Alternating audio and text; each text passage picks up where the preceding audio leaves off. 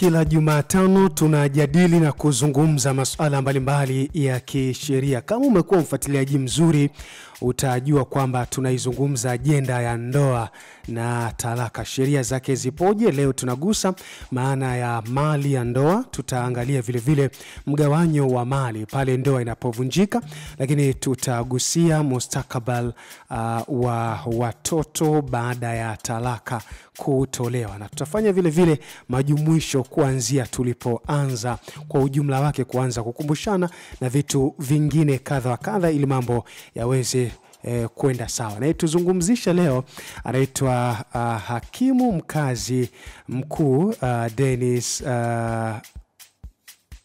tuko naye hapa ambaye tutazungumza naye mengi mazuri ambayo nimekufahamisha hapo. Tutagusa maana ya mali ya ndoa kisheria, mgawanyo wa mali pale ndoa inapovunjika, tutaangalia mustakabali wa watoto baada ya talaka kutolewa. Karibu sana, habari za asubuhi. Salama, asante sana ndugu mtangazaji. Kwanza kabisa ningependa kutoa pongezi zangu za dhati kwa Radio Mwangaza namna mnavyofanya kuelimisha jamii.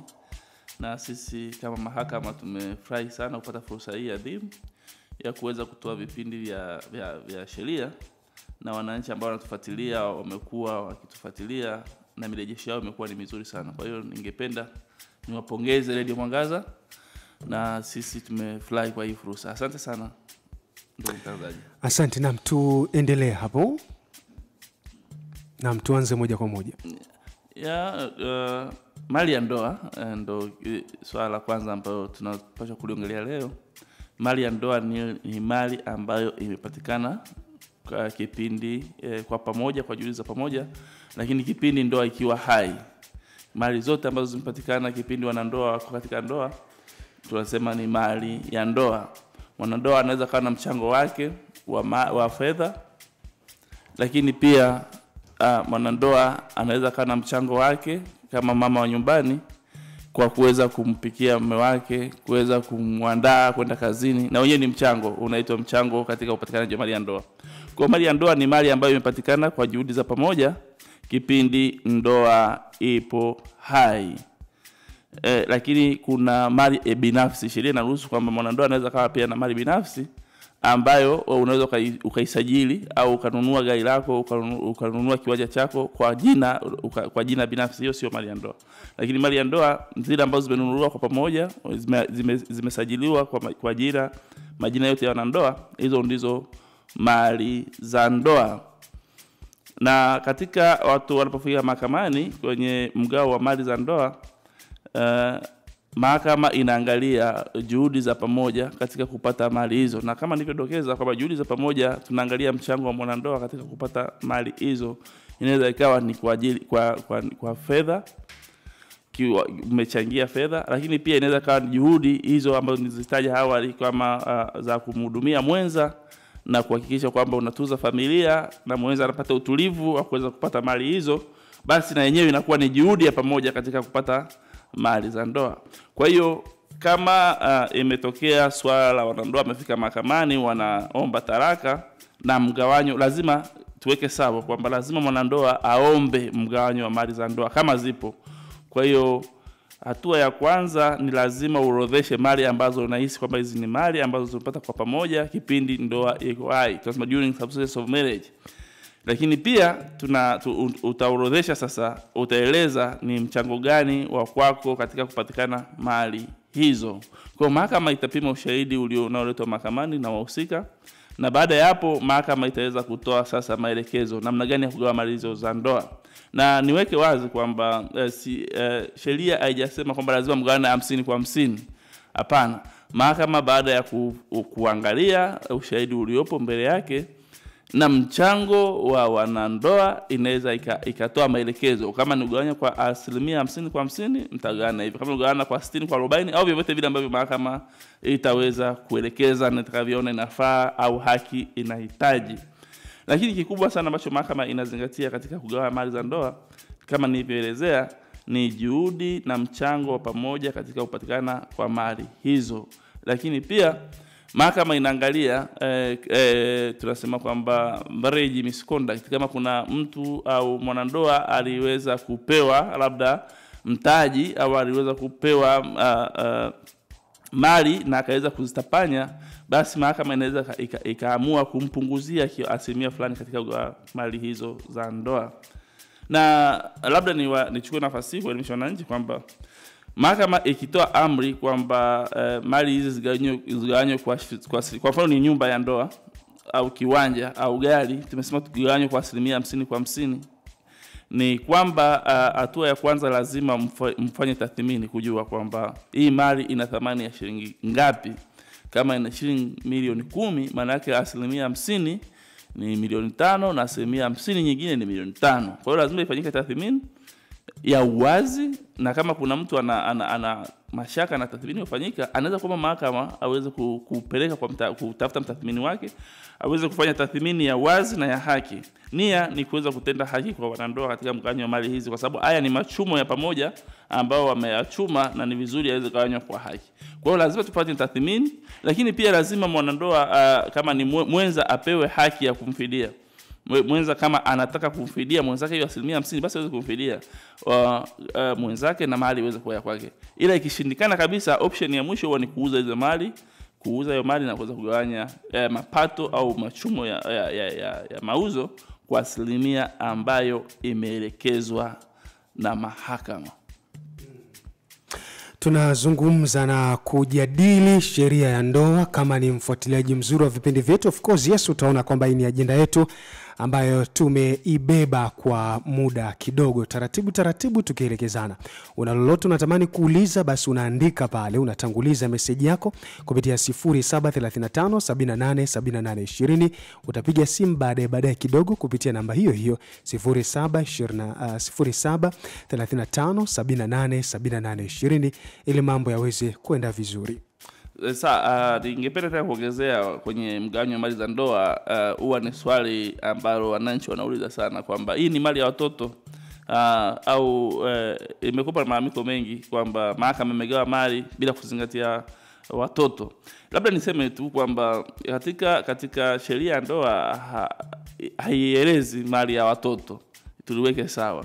Ni kwamba labda kama mzazi anataka mwenyewe kuchukua mali fulani kuwapa watoto wake, basi afanye hivyo kwa maandishi na kabla ya mchakato wa talaka hujaanza, kwa sababu watoto wanarithi kwenye sheria ya mirathi pale ambapo wazazi wao wanapokuwa wanaondoka duniani. Lakini inapofika swala la kuachana, hauwezi kusema kwamba hii mali itakuwa ni mali ya watoto, labda kabla ya makubaliano kabla ya ndoa kuvunjika, kwamba nimenunua nyumba yangu, nimenunua kiwanja changu, ninakiandika kabisa kwa jina la mtoto. Na nikazie pia kwamba wazazi mara nyingi huwa kwa ajili ya mapenzi ya watoto au kwa ajili ya kuangalia baadaye kuepuka migogoro, unaweza ukanunua mali yoyote wewe na mke wako au wewe na mume wako, mkaiandika kwamba hii mali ni ya mtoto wangu X.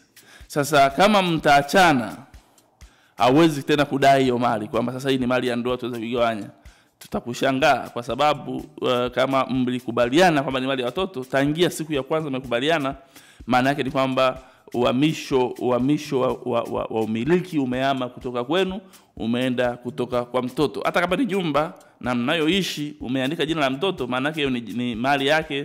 Baada ya muda akifika umri wa mtu mzima, anapaswa kabidhiwe mali yake, na wewe utakuwa sasa mpangaji katika nyumba yako kwa sababu uliweza kuikabidhi kwa mtoto na kwa maandishi. Kwa hiyo niseme kwamba kama unataka mali fulani isigawiwe na mahakama iwe ni mali ya watoto, basi ni vizuri kufanya hivyo kabla ndoa haijavunjika, au muweke makubaliano ambayo yanaonesha hivyo na muweze kupeleka mahakamani kwamba katika mgao wetu sisi tumekubaliana kwamba kwenye kipengele cha mgawanyo wa mali tumekubaliana hii mali iende kwa watoto au hizo asilimia fulani ziende kwa watoto, basi mahakama inaweza kuzingatia hilo. Lakini kama hakuna makubaliano hayo, ni kwamba mali zinagawanywa kwa wanandoa tu na wala sio watoto. Tunaamini kwamba jukumu la kuwatunza watoto ni jukumu la wazazi. Baba au mama wataweza kutunza watoto hao. Sasa nirudi kwenye kipengele hiki cha matunzo ya watoto au watoto baada ya ndoa kufikia tamati, kwa sababu talaka ni mchakato wa kuhitimisha ndoa. Ni mchakato wa kuhitimisha ndoa. Kwa hiyo pale ambapo ndoa imefika tamati, ni watoto wanakuwa katika nafasi gani? Watoto wanapaswa kuishi na nani? Matunzo ya watoto yakoje? Uangalizi wa watoto ukoje? Sheria ndoa iko wazi kwamba pale ambapo mahakama itaridhia kwamba ndoa ya wanandoa imevunjika pasipo kurekebishika, na maana ya pasipo kurekebishika ni kwamba hakuna namna yoyote ya kuweza kuokoa ndoa hiyo, basi mahakama itatamka rasmi kwamba ndoa hii imefika tamati. Sasa upande wa watoto ni kwamba mahakama lazima tuangalie watoto waliopatikana kwenye ndoa wataishi katika utaratibu upi. Kwanza kuna sheria inasema kwamba watoto ambao wako chini ya umri wa miaka 7 inapendeza na inafaa. Sasa naomba nieleweke vizuri ninapokuwa naongea hivi, ningekuwa tuko baoni tunge underline au tungepigia mstari kwamba watoto ambao wako chini ya miaka 7 ingependeza na ingefaa waishi na mama yao. Nataka nisisitize, ingependeza na ingefaa waishi na mama yao. Maana yake ni kwamba sio moja kwa moja kwamba lazima waishi na mama yao. Mtoto wako chini ya miaka 7 aishi na mama, hapana. Ingependeza na ingefaa. Maana yake ni kwamba kuna mazingira mengine ambayo mahakama inaweza kuamua kwamba sasa mtoto licha kwamba yuko chini ya miaka 7 basi ataishi na baba yake. Kwa mfano nitema mazingira yao kama mama anaonekana ni mtu ambaye ameshakosa maadili, ni mtu ambaye hana makazi, ni mtu ambaye analala barabarani, ni mtu ambaye labda anafanya kazi ambazo zinaonekana kwamba hata akipewa mtoto mdogo hataweza kupata muda wa kuishi naye, basi mahakama inaweza kahamisha uangalizi wa mtoto huyu kutoka kwa mama kwenda kwa baba yake. Lakini kama hakuna mazingira hayo, sheria inaelekeza kwamba ingependeza na ingefaa mtoto ambaye yuko chini ya umri wa miaka 7 aweze kuishi na mama yake. Lakini watoto wengine ambao wako juu ya miaka 7 lakini hajafikia miaka 18 wana uwezo wa kutoa maoni yao ni wapi wangependa kuishi. Mahakama itawaita, watahojiwa, wataeleza kwamba ni sehemu gani sasa wangependa kuishi kati ya baba na mama. Lakini mahakama inaangalia mazingira pia ya ili watoto waweze kuishi vizuri, inaangalia mazingira yote yanayozunguka shauri kuona kwamba mapato ya baba na mama yakoje, ili watoto mwisho wa siku wasiathirike na kitendo cha kutamatisha ndoa. Kwa hiyo mahakama inazingatia hayo kuweza kuona kwamba ni mtoto yupi aishi na mzazi yupi na mtoto yupi aishi na mzazi yupi. Lakini pale ambapo mahakama itoa amri kwamba watoto watakaa na mama yao, kwa mfano mzazi mwingine anayo haki au mwenza mwingine anayo haki ya kuweza kuwatembelea watoto hao, lakini tusisitize lazima atembelee kwa muda mwafaka, muda sahihi. Sio uende usiku saa 4 unasema zimeshaachana afu unaenda usiku saa 4 unasema nikuja kutembelea watoto wangu. Hapana. Lazima swala la muda lizingatiwe. Kama ni saa 1 asubuhi hadi saa 12 jioni, lazima swala la muda lizingatiwe. Zaidi hapo unaweza kuleta mgogoro. Mtu mwanandoa anataka kutembelea watoto wake au mtalaka anataka kutembelea watoto wake saa 7 usiku, saa 6 usiku, inakuwa sio afya na wala inakuwa sio vizuri. Kwa hiyo mwenza au mtalaka anayo haki ya kuweza kumtembelea watoto wake ambao wako kwa mzazi mwenzake, lakini kwa muda ambao ni sahihi. Lakini haki nyingine ni matunzo ya watoto wa ndoa. Sheria inasema kwamba katika kuangalia matunzo ya watoto tunaangalia kipato cha wanandoa ambao wameachana sasa. Mara nyingi tutaangalia kipato, uwezo wa mzazi kuweza kuwatunza watoto wake. Kama watoto tunasema kwamba watoto wataishi na mama yao, watoto wataishi na mama yao, na je, inakuja swali wataishije? Kuna masuala ya malazi, masuala ya elimu, masuala ya mavazi, chakula. Kwa hiyo lazima tutoe amri ya matunzo ya watoto hawa kwamba kila mwezi watoto wapashwa wapewe kiasi fulani, na amri hiyo ikitolewa ni lazima itekelezwe kikamilifu au itekelezwe kitimilifu. Kwa kama mahakama imesema mathalan kwamba mzazi baba atakuwa anatoa matunzo shilingi 300 kwa mwezi, lazima baba atekeleze. Lakini kabla hujatoa amri hiyo lazima tuangalie, je, hiki kipato cha shilingi 300 huyu mzazi tunayemwamuru aweze kutoa hiki kipato ataweza kutoa 300 kwa mwezi? Kwa lazima amri za mahakama ziwe fair, lakini maana yake ziwe za haki, lakini pia ziwe zinatekelezeka, ziwe za kutekelezeka. Zaidi hapo kila siku tutakuwa na migogoro mahakamani. Ukisema kwamba mwanaume atoe milioni 1 kama matunzo ya watoto kila mwezi, na yeye kipato chake hakiwezi kukidhi hata robo ya hiyo, maana yake unaleta migogoro kila mwezi. Mwanamke atakuwa mahakamani anasema nimepewa amri fulani, mwanamke hajatekeleza, kumbe amri hiyo haitekelezeki. Kwa hiyo mahakama tunao wajibu wa dhati kabisa kuhakikisha kabla hajatoa amri ya matunzo ya watoto tuhakikishe kwamba tunapima mazingira ya shauri, tunaangalia kipato cha mwanaume au mwanamke, tunaangalia uwezo wake wa kiuchumi, na ndio tunatoa kwamba sasa mzazi atatoa kiwango fulani kama matunzo ya mtoto. Lakini niseme na nisisitize kwamba wajibu wa kuwatunza watoto ni wajibu wetu wote wazazi. Kama ni mwanaume na mwanamke, wote tuna wajibu sawa kuwatunza watoto wetu. Ila tutaangalia sasa kipato cha mwanandoa ili tuweze kuhakikisha kwamba sasa watoto wanakaa katika mazingira mazuri na wanapata mahitaji muhimu kama mavazi, elimu, afya na kadhalika. Lakini sasa kuna swala la kutembelea watoto kama watoto wanaishi na mwenza mmoja, baada ya ndoa yao kufika tamati, mwanaume na yeye anayo haki kabisa ya kuweza kuwatembelea watoto wao, au mahakama ikaweka utaratibu mzuri kwamba kila baada ya term ya shule, labda mwezi wa 4, mwezi wa 6, mwezi wa 9 na mwezi wa 12, basi watoto watakuwa wanatoka kwa mzazi mmoja wanaenda kwa mzazi mwingine kwa ajili ya kuweza kumtembelea mzazi huyo. Na hii inaleta bond ya mzazi pamoja na watoto. Niseme tu kwamba ndoa kama tulivyofanya vipindi vyetu kuanzia mwanzoni, mtakubaliana na mimi kwamba ndoa ni makubaliano ya watu wawili, mwanaume na mwanamke, kwamba wana nia dhahiri na nia thabiti ya kuishi pamoja hadi mauti yatakapowatenganisha. Sasa kama wamefikia tamati kwamba tuweze kuendelea na makubaliano haya, watoto wasiathirike na hali hiyo ya kufikia tamati kwa ndoa.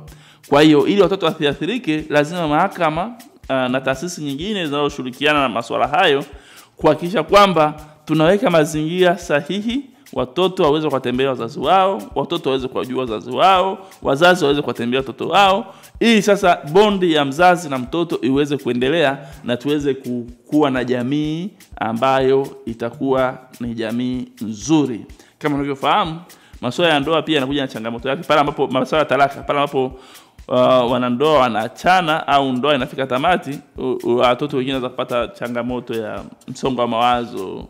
Kwa hiyo ni vizuri kabisa tuweke mazingira sahihi ya kuhakikisha kwamba watoto wanaendelea kuwa na bondi na wazazi wao. Kama anaishi na mama yao, basi na baba apate nafasi ya kuwatembelea, lakini kama nilivyosisitiza kwamba awatembelee kwa muda sahihi na muda mwafaka, lakini pia na watoto wapate nafasi ya kuwatembelea wazazi wao. Mara nyingi tutapata malalamiko kwamba mzazi ameenda kuiba watoto. Sasa unashangaa unaenda kuiba watoto wanakuwa wanaiba kwa sababu gani?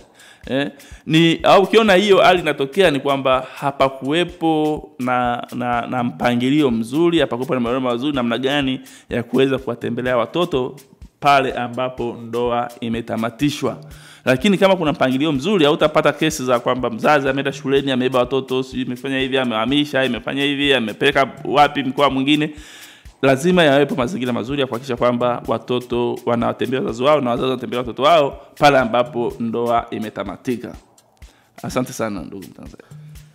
0735787820 tunazungumza agenda ya ndoa na talaka. Of course, yes, leo tumegusa mawili matatu ambayo hakimu Dennis ameweza kutufahamisha na kutuelimisha na kutukumbusha vile ili mambo yaweze kwenda sawa. Wa kwanza kuchangia naona ni huyu hapa. Halo, habari za asubuhi. Salama Miki, habari za hapo studio? Nzuri, karibu kwenye mjadala wetu wa sheria, ndoa na talaka. Mimi nashukuru sana. Kwa majina naitwa Baba Online au Magoma Moto Ichigi hapa. Mimi nashukuru kwa ufafanuzi wa mheshimiwa hakimu. Nimesikiliza toka umeanza. Lakini kuna swali niulize. Ikiwa wanandoa tumefika kushindwana, lakini kwenye kupeana talaka mwanamke ameamua kutoa talaka yeye na akaamua kusamehe yeye. Baada ya hapo akarudi nyumbani. Huko nyumbani akapata tena walimu kwamba hapana, umekosea. Karudi tena mahakamani kadai tena upya. Hii inakuwaje ikiwa haki ilishatolewa? Hilo swali la kwanza. Swali la pili, ninaamini inawezekana labda mheshimiwa hakimu yeye labda ni Mkristo au Muislamu. Sasa mimi ni Muislamu, nataka niingie kwenye mahakama za Kiislamu ambazo ni BAKWATA. BAKWATA mimi ninachojua pale ni mahakama iliyo na sheria kama mahakama za kawaida. Je, inapotoa hukumu kwa wanandoa, kwa nini ikifika wakati mwanandoa akirudi nyumbani anaamua tena kurudi mahakama za kawaida kudai haki yake kwenye mahakama za kiserikali? Je, ile mahakama inakuwa haijatenda haki? Asante Miki, nikutakia asubuhi njema Magoma Moto na kuachia line na wengine wachangie. Asante, asubuhi njema na kushukuru sana kwa kutufuatilia, lakini vile vile kutupigia na kuzungumza na sisi asubuhi ya leo. Halo, habari za asubuhi? Habari za asubuhi tena. Haya. Pole sana. Okay, sawa. Habari za asubuhi. Toa sauti. Habari za asubuhi. Halo? Hatukusikii vizuri, tunatamani sauti yako iongezeke. Habari ya kazi? Nzuri, karibu. Asante, unaongea na Mama Angel. Kutoka hapa Ilumo. Nimetengana na mume wangu. Na nimesikia mjadala vizuri na mahakama ilifanya kama ilivyosema hapo mjadala. Lakini ukafika mahali mahakama ikatoa kila mtu na asilimia zake. Ndio. Kutokana na kila mtu kiwango chake. Na kwa bahati mbaya sasa bado makubaliano yasema kwamba tuuze. Kwa sasa hivi ndio nimepoke kusema kwamba ndio tuuze, tutajie ukweli. Lakini alipangia kutoa matumizi ya mtoa ndani na watoto wawili. Lakini hata kitu moja hakuwahi kufanya kila kitu. Na kwa maana uwezo anao na kanisa kubwa tu ni mchungaji. Sasa mtu kama huyo anamfanya nini? Asante, asubuhi njema. Nashukuru kwa kutupigia. Baadaye hakimu atatupatia ufafanuzi na kukushauri pia ili mambo yaweze kwenda vizuri kwa namna moja ama nyingine.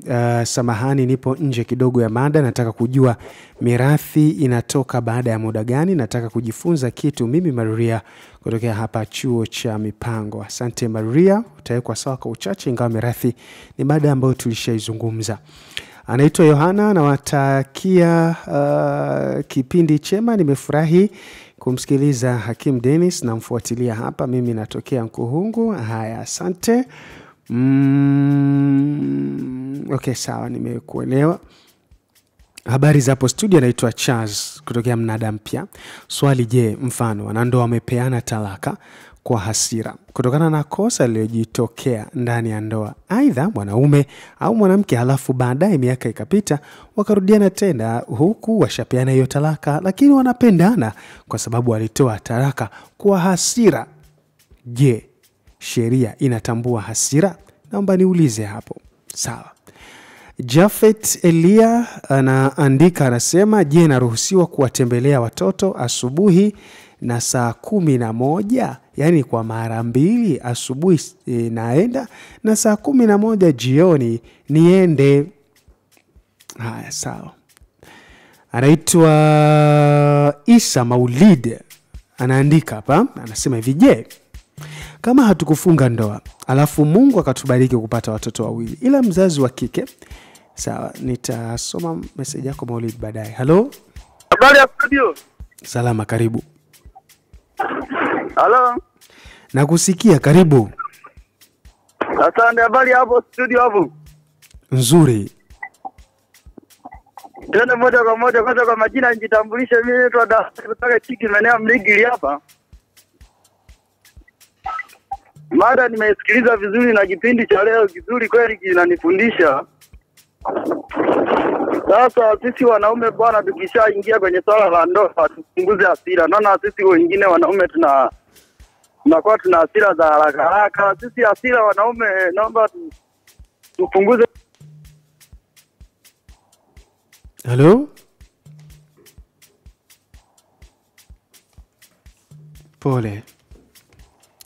Utupigie tena ili uweze kusikika vizuri. Nilikuwa nasoma message ya Maulidi, anasema je, kama hatukufunga ndoa alafu Mungu akatubariki watoto wawili ila mzazi wa kike, hii tayari bana. Si ndio?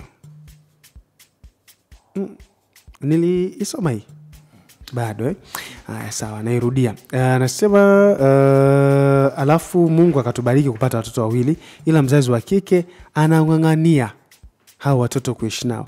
Mimi nawatunza kama baba yao, lakini natamani na wenyewe hata siku 3 waje, ila mama watoto hataki waje nyumbani. Anataka tu niende nikawatazame niondoke. Mkubwa ana miaka 14, wa pili ana miaka 11. Je, nifanyaje? Na hapo hakimu umetuambia miaka 7 naweza kumchukua mwanangu. Je, kwa nini nanyanyaswa na matunzo natoa? Haya, sawa. Harun Maula anauliza, anasema ikiwa umeishi na mwanamke bila kulipa mahali au chochote kwao miaka 2 au zaidi, alafu mkaachana na watoto mmepata, je, hiyo ni ndoa? Lakini mahali sijatoa. Je, anadaije talaka na hakuna ndoa?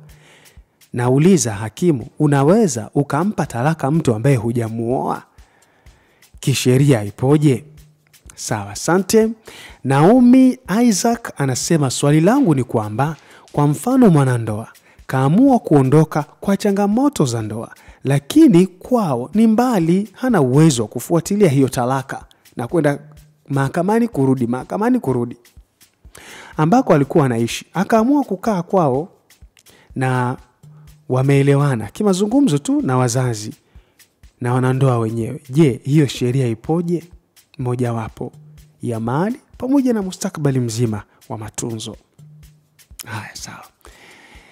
Inakuwaje kama mke mliachana kwa talaka, mke akaondoka na mtoto na yule mke akaolewa na mume mwingine akawa anampenda na mtoto wangu akawa anamuita baba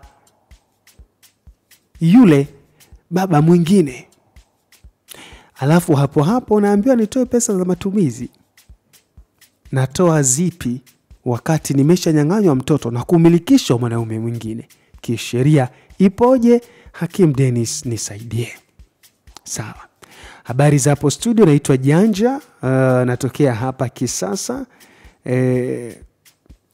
Mimi naomba niulize, pete za ndoa zina faida gani? Ninaweza nikaziacha ama sheria itanihukumu nisipovaa hizo pete? Mke wangu amekuwa akinigombeza na kuniambia ni lazima nivae pete. Mimi sioni maana yake. Je, kisheria ina faida yoyote? Sawa, messages ziko nyingi na simu vile vile zinaingia za kutosha. Muda hatuna, naomba tujaribu kuyagusa haya ambayo yametufikia hapa. Karibu. Asante sana ndugu mtangazaji, na kwa kweli nikili niwapongeze wafuatiliaji wetu kwamba wanatufuatilia vizuri na maswali yao ni mazuri sana, yamejikita katika mada ambayo tunazungumza leo. Kwanza kuna mteja wetu ameuliza namna ya muda wa kumtembelea watoto ni muda gani tumesema kwamba ni vizuri mahakama inapotoa amri ya kuwatembelea watoto tueleze kabisa kwamba hiyo amri iwe wazi, kuonyesha kwamba ni muda gani na ni kipindi gani watoto wataweza kutembelea wazazi au mzazi ataweza kumtembelea mtoto wake.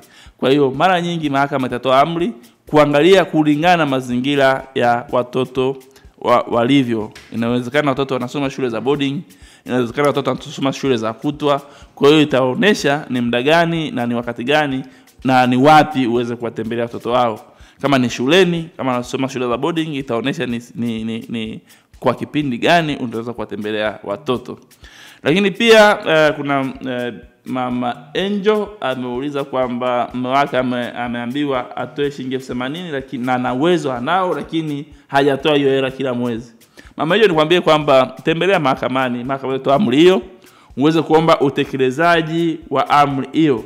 Na kimsingi tuambie wasikilizaji wetu kwamba kila amri inayotolewa na mahakama lazima itekelezwe kitimilifu. Kama mahakama imesema kwamba huyu mwanaume atoe 80,000 na hajatoa na ana uwezo, basi Mama Angel arudi mahakamani, mahakama itoa maamuzi, amuone akimfawidhi wa mahakama hiyo, aweze kuweka malalamiko yake pale, aweze kushughulikiwa na mwanaume aweze kuitwa, aweze kutekeleza. Na kishindikana, mahakama ina njia nyingi tu za kuweza kufanya mtu atekeleze amri ya mahakama, ikiwemo kukamatiwa mali zake na kuuzwa, kupelekwa gerezani kama mfungwa wa madai na kadhalika, au kukamatwa mshahara.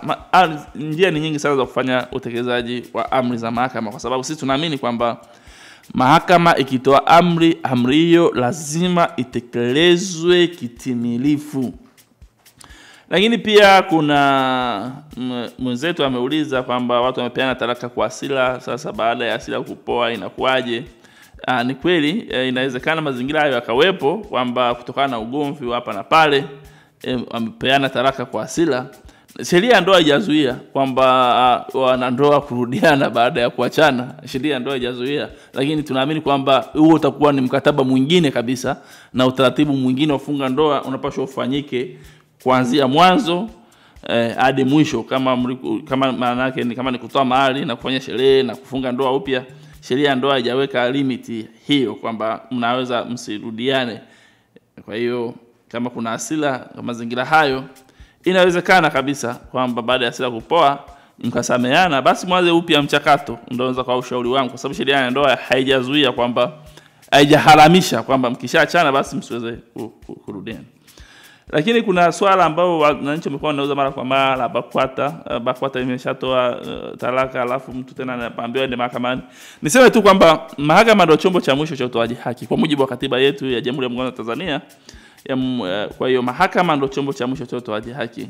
Lakini wananchi wafahamu kwamba ndoa ni taasisi nyeti, taasisi ambayo imejijengea heshima, na ni ndoa inayotoa tunapata watoto, tunapata jamii, tunapata taifa kubwa.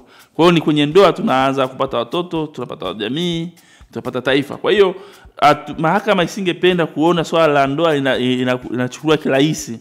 Lazima tuhakikishe kabla hajatamatisha ndoa, tujihakikishie kwamba ni kweli ndoa imevunjika pasipo kurekebishika. Na kwa kufanya hivyo, kuna mabaraza mbalimbali ya usuluhishi ambayo lazima mwanandoa apite kwenye mabaraza hayo kwa mujibu wa kifungu namba 101 cha sheria ya ndoa. Upite kwenye baraza ya usuluhishi, upeleke mgogoro wako kwenye mabaraza hayo ya usuluhishi. Ukishindikana ndo unakuja mahakamani. Na kwenye mabaraza ya usuluhishi, BAKWATA ni miongoni mwa baraza la ndoa la usuluhishi. Kwa hiyo wananchi wanapokuwa kwenda BAKWATA, sio kwamba anakuwa anaenda kupata talaka, hapana. Anakuwa anaenda kwa ajili ya usuluhishi. Na BAKWATA inaandika, sio tu BAKWATA, nitayataja mabaraza yote ya ndoa ya usuluhishi. Sio tu BAKWATA na kanisa yapo, lakini pia na ofisi ya mtendaji wa kata kwa ajili ya kusuluhishwa. Mkienda kule mnafanywa usuluhishi, ikishindikana wanatuandikia mahakama sasa barua kwamba tumewakaa na wanandoa, tumewasuluhisha, mgogoro wao unaonekana hauwezi kupata suluhisho. Hivyo tunatuma mahakamani ili taratibu nyingine za mahakama ziendelee. Sheria ndoa hiyo kifungu namba 101 kimewekwa kwa makusudi kabisa kuhakikisha kwamba isiwe rahisi kuvunja maagano haya ya ndoa. Isiwe rahisi kwamba mtu anaweza kamka asubuhi kama mimi nimekuacha. Isiwe rahisi kabisa. Ziwepo sababu za msingi, sababu zenye mantiki, sababu ambazo zinaonesha kabisa kwamba haki inahitaji sasa hii ndoa iweze kutamatishwa, na sio matakwa au hiari ya mtu, kwa sababu tunaamini ndoa ni taasisi nyeti, taasisi yenye heshima, taasisi ambayo imekuwepo muda mrefu, na ni taasisi ambayo ndo chimbuko la taifa lenye nguvu. Lakini sasa niende kwenye swali jingine ambalo mwenzangu wananchi wameuliza juu ya uangalizi wa mtoto ana miaka 14, mtoto ana miaka 11, nifanyeje niweze kupata mtoto wangu, mama amewakatalia. Niseme kwamba katika mazingira haya kwenye amri za uangalizi wa watoto, naye atakana mtoto, hizi amri huwa sio permanent, yani sio amri ambayo inapaswa iwepo kwa muda wote hadi watoto miaka 18. Hapana, ni amri ambayo mahakama ikaweza kuivari au kuibadilisha wakati wowote kama kuna mahitaji hayo. Kwa hiyo kama watoto wamekuwa, kwa mfano walipokuwa chini ya miaka 7 walikuwa na uwezo wa kukaa na mama yao, ndo mahakama iliona hivi. Sasa hiyo miaka 14, miaka 11, mwanaume sasa nao jukumu la kwenda mahakamani kuomba uangalizi wa watoto uame kutoka kwa mama kwenda kwa baba, lakini lazima atoe sababu kwa nini anaona ni sahihi sasa mahakama ibadilishe amri yake iweze kumpatia watoto hao. Kwa hiyo lazima sijajua alikuwa ni nani, lakini lazima aende mahakamani kufanya maombi kuweza kuhamisha uangalizi wa watoto kutoka kwa mama kwenda kwa baba. Na miongoni mwa sababu zake anaweza kusema kwamba watoto sasa hivi wamekuwa, wanahitaji kwenda shule na mambo kama hayo. Mahakama ikiridhia, basi itaweza kutoa amri hiyo ya kuweza kubadilisha uangalizi wa watoto na waweze kuhamia kwa baba. Lakini kuna mwingine ameuliza kwamba mwanandoa hakuna mahali. Sasa mwanandoa anataka talaka huko hakuna mahali. Niseme tu kwamba mahakama talaka inatolewa pale ambapo ipo ndoa halali. Pale ambapo hapakupo na ndoa yoyote inayotambulika kwa mujibu wa sheria ya ndoa, hatuwezi kutoa talaka. Hauwezi kuvunja kitu ambacho hakijawahi kuwepo.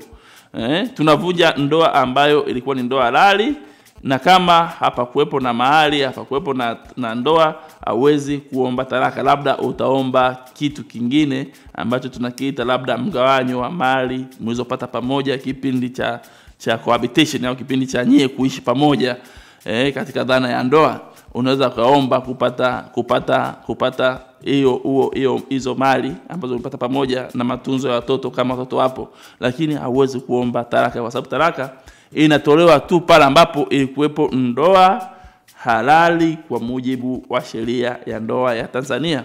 Na kama hapakupo ndoa halali, basi unaweza kuomba tu matunzo ya watoto pamoja na mgawanyo wa mali mlizozipata kwenye mahusiano yenu hayo mlikuwa mnaishi bila ndoa. Ilikuwa swali jingine la wameuliza pete ya ndoa kama ina faida gani.